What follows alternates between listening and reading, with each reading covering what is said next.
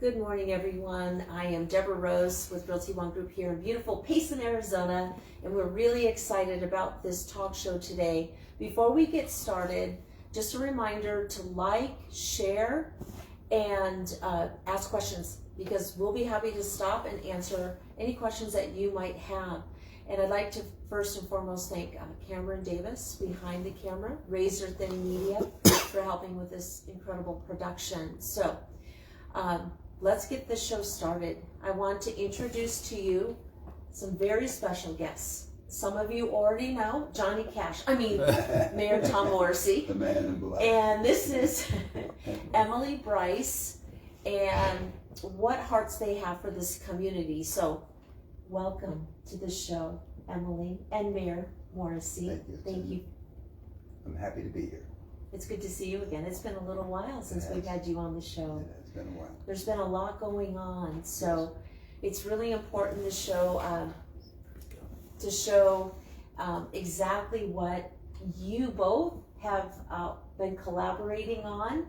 And let's get a little bit of the history first. Mayor, do you want to talk about this initiative, and then we'll have Emily? Well, yeah. This initiative started out over a cup of coffee between a man named Doug Stewart and myself. It was right before I took office, my first term, and we discussed the homelessness problem that we have here in this community. That really a lot of people were not aware. Many people were not aware of, and struggling to see and to have a home that I have to go to and lay my head on a pillow each night in a comfortable bed and go to sleep, and know there's people out in the cold, and in some cases people dying out in the cold, people not knowing where their next meal is from. So we started putting some plans together. First we were going to use some military tents and erect them. Pastor Richie from the Nazarene Church was trying to help with that. As I said, Doug Stewart, myself, and then Emily and Skylar. These are my go-to people right here. But their hearts are so big and so open, and so we put an effort together. And what we did was we put churches together in the same room, mostly at the same table, talking to one another, created a dialogue. And that's a team concept that has been lacking in this town and community for a long time. So putting that together, and Emily and Skylar were able to guide it along, and what came out of it was the Mount Cross Lutheran Church saying that we can provide the bunkhouse for shelter during the cold months and the kitchen for food for the year.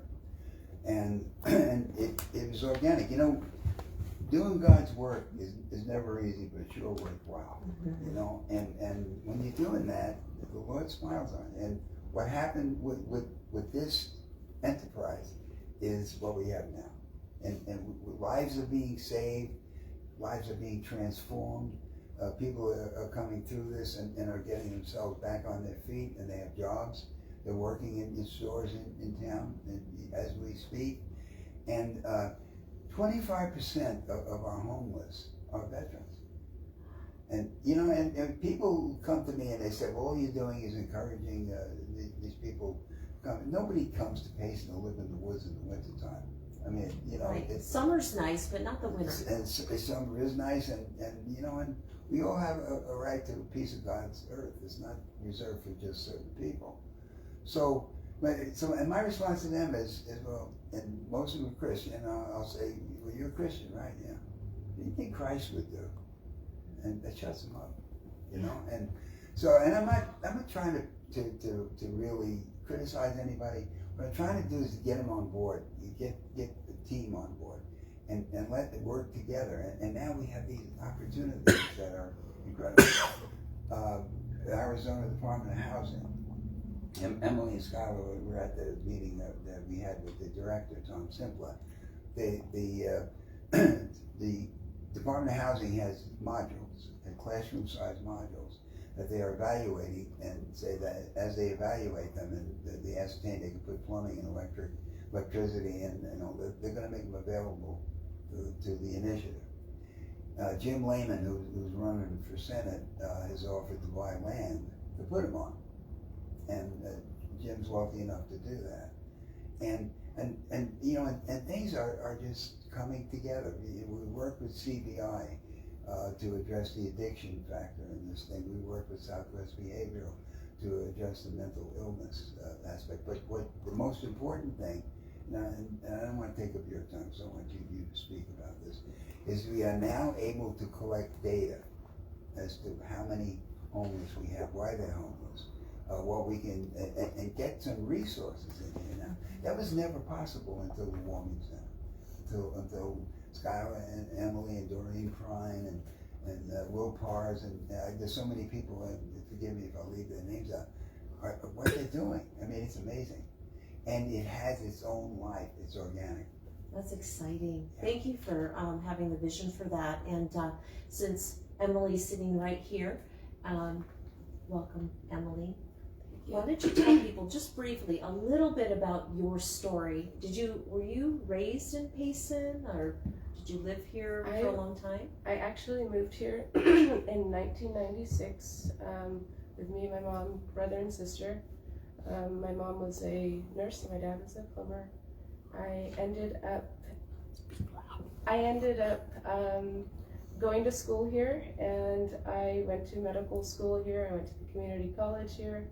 I raised my children here, and I also was homeless here. So did that experience of being homeless cause you to have a heart for other homeless people? Yes, being in medical school, and mine was for mental health. I was raped, so I left my home and tried to live in the woods here in Payson, and it was not something that I had resources, education, or any knowledge. I ended up 2 days in the woods and ended up couch surfing and staying at friends and safe family members' houses. Having that experience and having my children go through that experience of homelessness, I thought, how could I give back to the community if I ever got a roof over my head again and got mental stability and support from my community? And as I got a roof over my head, that's when I met the mayor.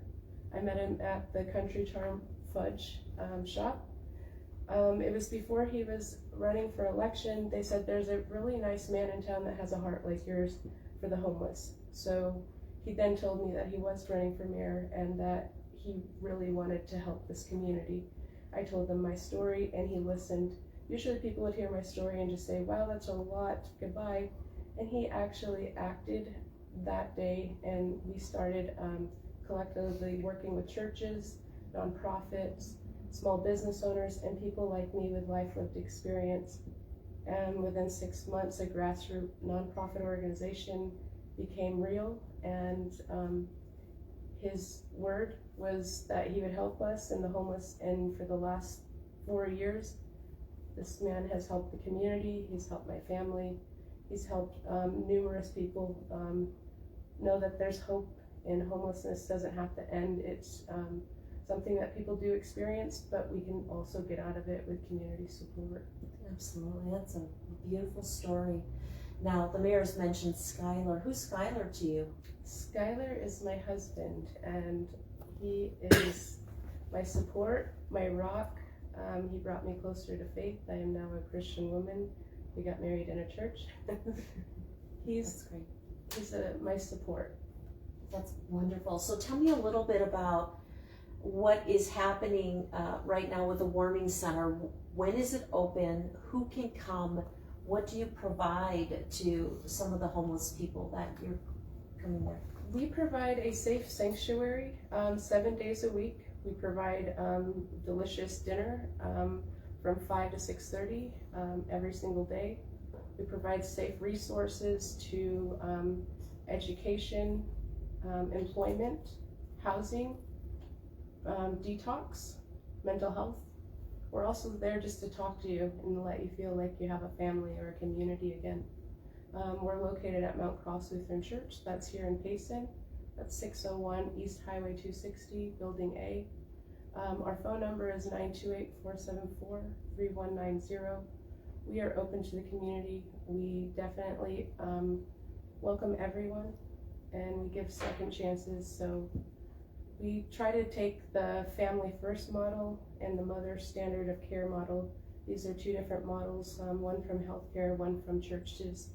And we know that supporting one another has been the best thing that we can give one another, is being kind. So that's what the Warming Center is, and we are open to everybody. What was that number? It's 928-951, I'm so sorry, excuse me, 928-474-3190. And what are the hours? So you say you're open 7 days a week, but when does it open? When do you close? And what can people expect if they were to come? So we start taking donations at 4 p.m. Our doors open at 4 p.m. We provide showers, we provide hygiene, we provide a food pantry and community dinner. We close our doors every night at 6:30.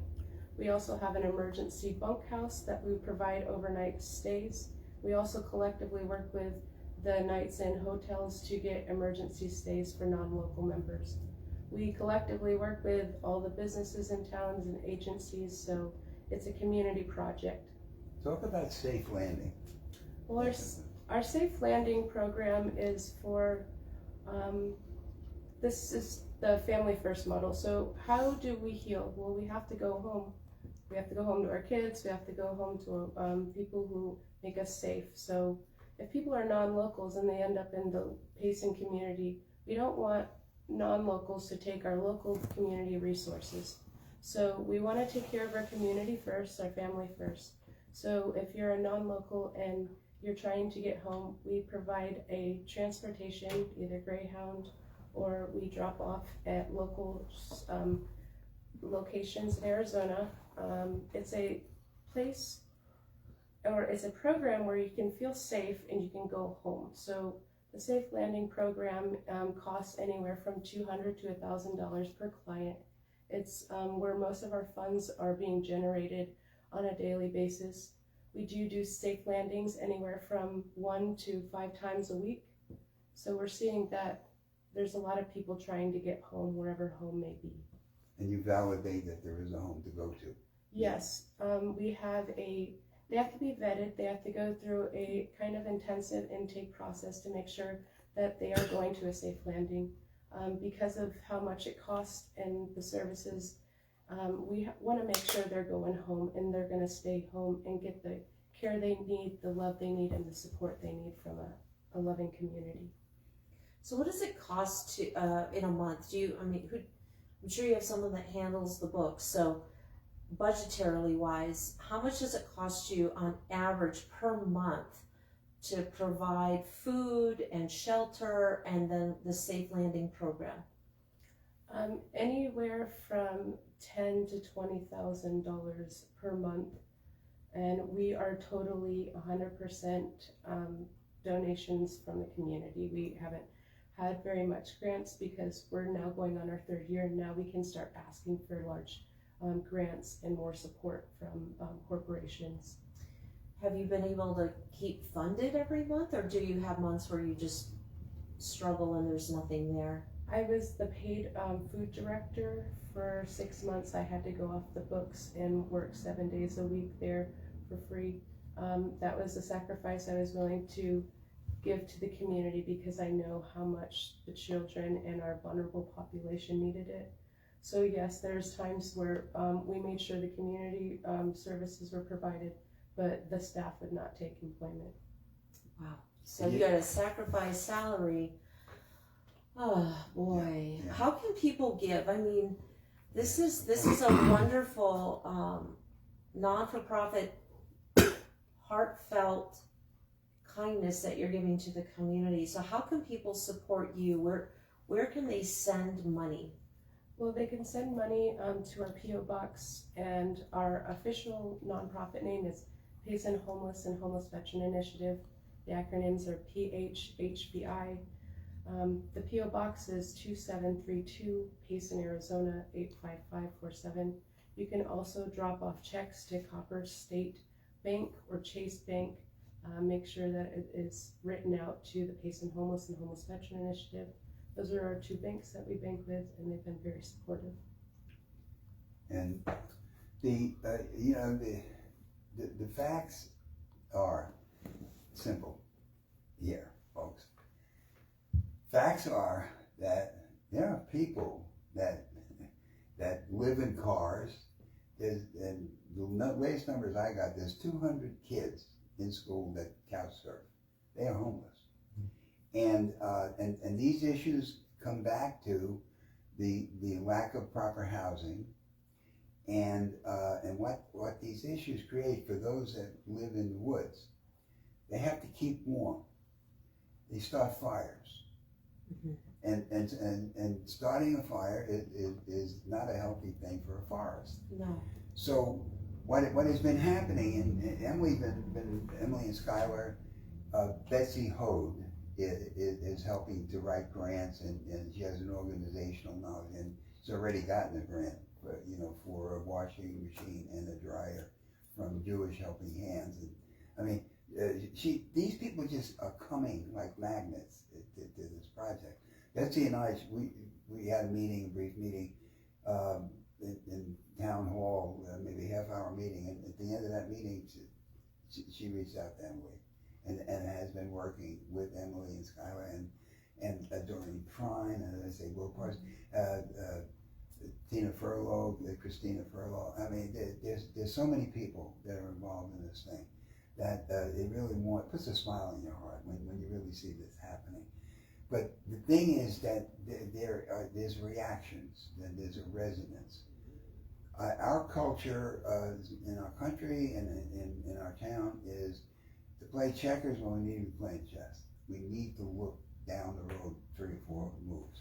So what's happening now is we have the Arizona Department of Housing involved in helping us to to set up a campus that can be an administration area. It can be a overnight shelter.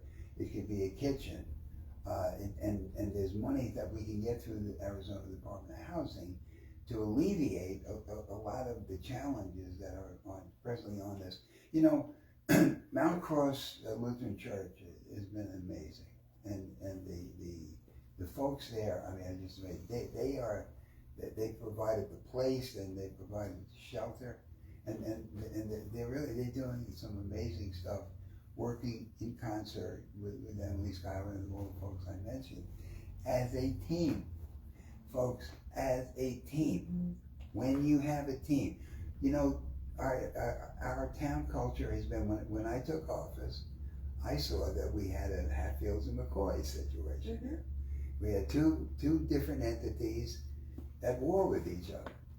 So I'm not siding with either side, even though it was perceived that I did. I did not, and I will not. I have a special interest. It's called the town of Payson. Period. End of story. I'm not going to run for governor. I thought about running for president at one time, but I figured that's a bit ambitious. My wife would kill me if she heard me say that. But then I'm being facetious. But the thing is, what we have here are opportunities: treating the forest, housing, taking care of the homeless. Homeless aren't the only people we serve. There's families. There's single parent families. There's children. We have people that come in that have just are waiting for their home to close, and it's taken now 4 months, and they can't get in an RV park, and the hotels are like $130 a night. They'll come in and say, "Can I come take a shower here?" And then they'll donate after they get into their house. We have people. So homeless is not just the person holding the sign. You got your people who are staying in motorhomes on friends' properties. That's considered homeless. Staying at grandma's house, that's considered homeless. So if you're having temporary shelter, like the Backbone Fire when we were helping the evacuees, those were considered temporary homelessness. And people, the more education, the more awareness, and working together. So as Christians, if we work against each other as one side, like red or blue or black or white, whatever, you're never going to move forward. You're going to go this way. But when you work together as Christians, you move mountains. So more businesses that step up, more churches that step up, more people who have life lived experience, you can come to the Warming Center and just tell your story. That can save somebody's life. So having that collective village mentality and knowing that we're all in this together, we're all trying to get to the same place, the more we work together, the more resources we have for our next generation. Because that's ultimately who it's about, is the next generation to come. Well, speaking of that, it's atrocious that we have 200 school level children that are homeless. Like, what is going on? Why are they homeless? So a lot of the times it's mom and dad went to jail, and an aunt took over to take care of them. So maybe the Child Protective Services didn't get involved, but then it gets of age, 16, 17, and runs away. So we have all these stories. Some are living with grandma. Some are, it's better to be on the streets than be at home because it's unsafe. There's so many different reasons why our youth are ending up on the streets, but that's something we can end. We cannot end the homelessness in every community. We cannot end adult homelessness, but we can end child, youth homelessness. Yes, absolutely. That's unacceptable, at least in my humble opinion. Well, one of the big problems is I was raised in a tiny, tiny little farming community with about 2,500 people, not 15,700 like Payson. There's nothing for the youth to do. I grew up with nothing. All we could do was cruise, drink, smoke pot. Not that I did, but you know what I mean? Boredom. It's absolute boredom. And when teenagers who are fighting for their freedom and fighting with all these other issues, damage from the home, how do we help fix that problem? Have you guys found a solution to that? Well, we haven't found a solution. The solution is collaboratively everybody doing their part.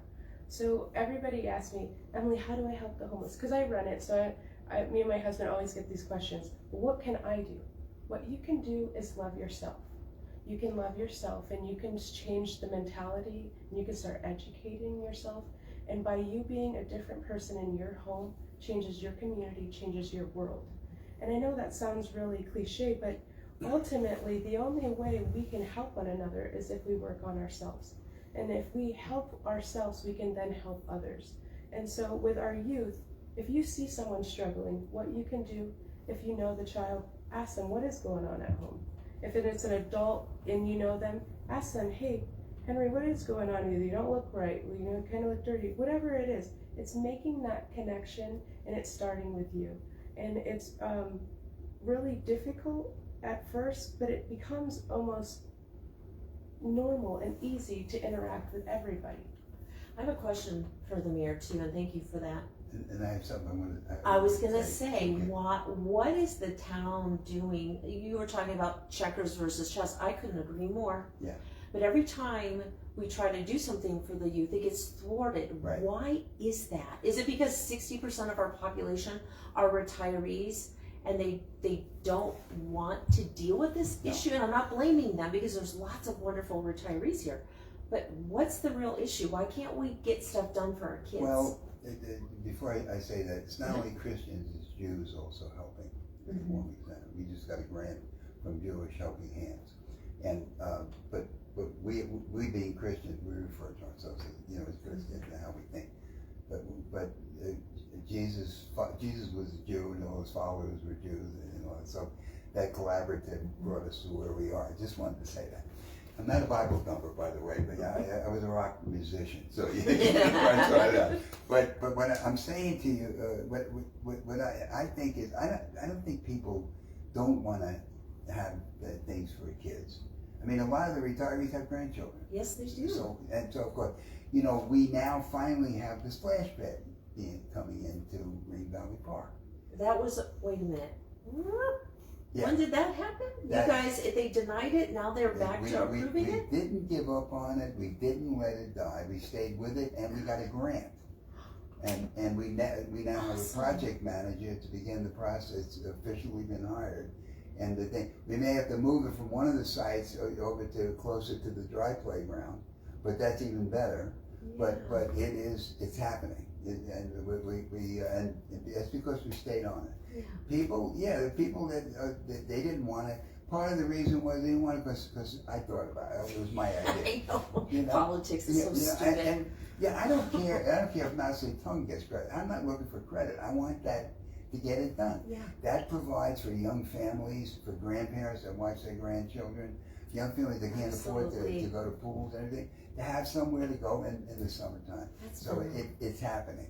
That's what I'm saying. And that was a team effort. Yeah. You know, some people didn't want to get on the team. But We've got a victory. Yeah, we did. You know. Now we got to focus on the teens. Yeah. And so I don't believe that retired people. It's just that their awareness is not there. You know, they're not opposed to it. Let me give you an example of people that feel like they really aren't being considered in life. Early on, when I first took office, a few months in, I was driving from Star Valley and I was going to Safeway, and as I was on the highway, I noticed a guy riding a bike. He looked a little scruffy, and so I go in Safeway, I buy what I'm going to buy, and I'm coming back out, and he is out sitting on the right on the corner, one of the exits of Safeway. Yeah. So I see him sitting there. He's got his bike, and he's sitting with his head down. And I said, you know, for some reason I think that guy's a veteran. You know, so I wheel around, I park the car, and I go over, and I introduce myself. You know, I'm Tom. How you doing? And you look like there's something going on that's not good. And he said, well, yeah, you know. So I got down on the ground with him, and I looked him in the eye, and he said, what's going on? He said, you know, I served this country, and he said, I came back. He said, I thought there'd be more in my life, and he went on and on. And he said, I really think people don't really care about me. He said, it's a hard thing to swallow. He said, but people really don't care. And I said, well, some people may not, but there are people that do care. He said, well, you know, show me that. It's me. I care. Well, who are you? I said, I'm the mayor of the town. You're the mayor of the town. I said, yeah, I'm the mayor and I'm a vet. and I, you know, you paid a price for our country. We all did. And I said, so people do care. And that was another factor that drove me to really get involved in this thing.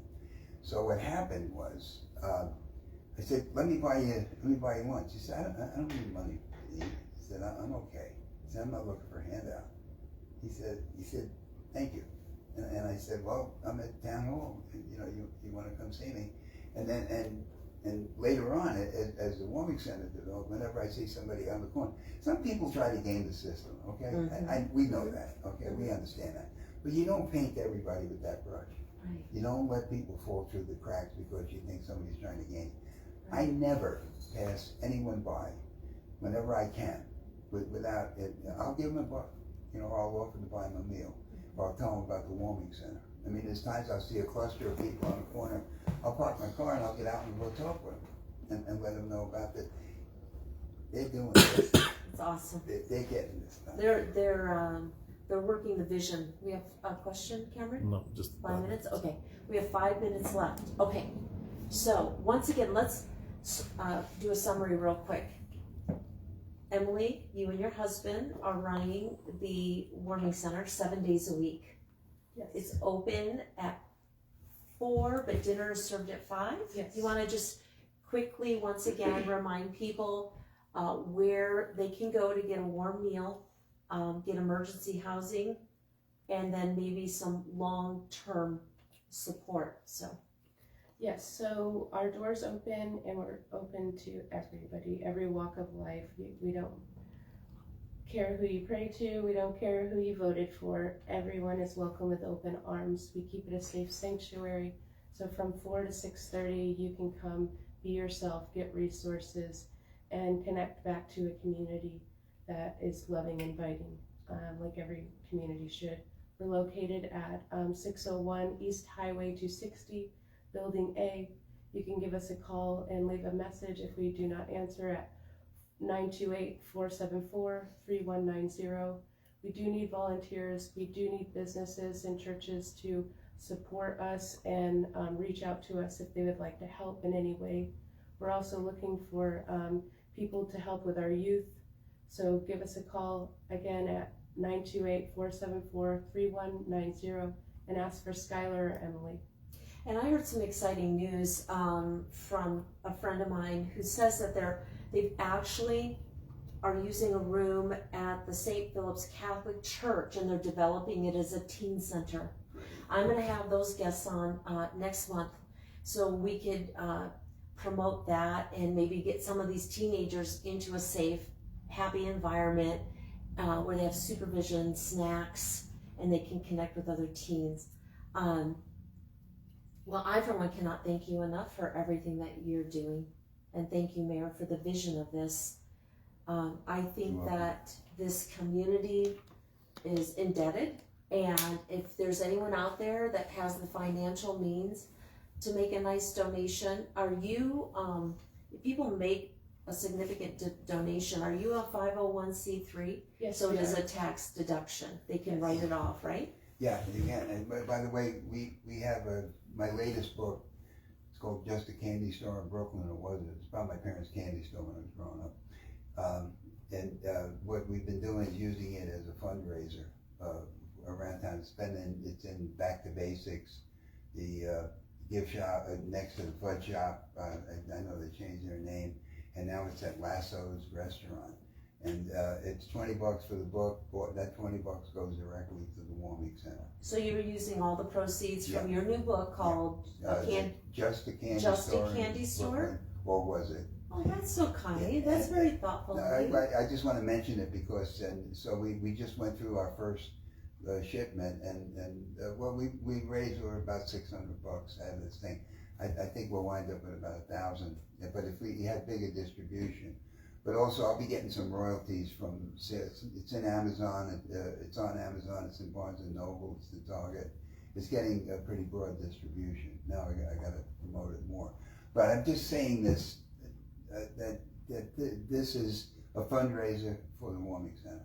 Anything and everything that we can do that I'm going to do. I mean, it includes selling my boots. I mean, I love these boots.